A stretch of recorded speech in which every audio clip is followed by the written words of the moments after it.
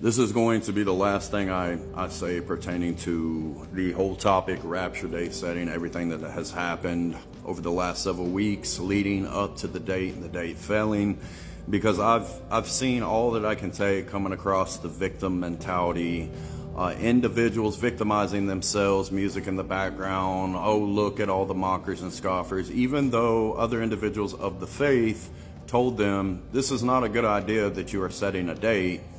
Because it adamantly opposes the scriptures and history is not on your side, but they decided to go ahead anyways with setting a rapture date. So what we have going on right now instead of accountability is what I like to call a created coping mechanism, case in point, mockers and scoffers.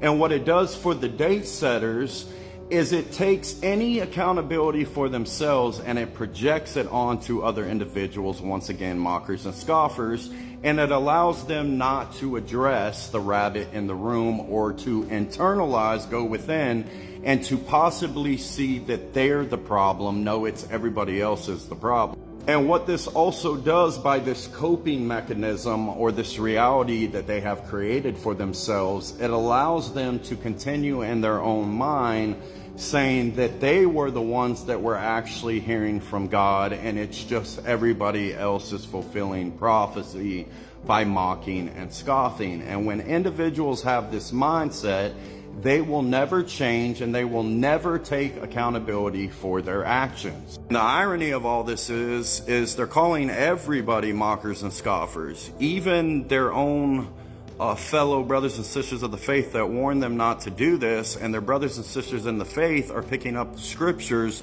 to address what we do in these matters, and they're still saying that their brothers and sisters of the faith are mocking them.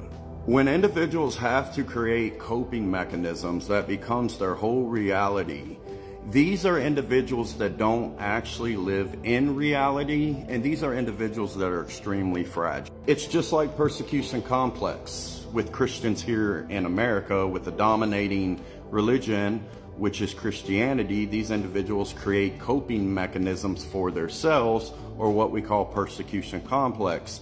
And what it allows them to do is treat individuals however they want.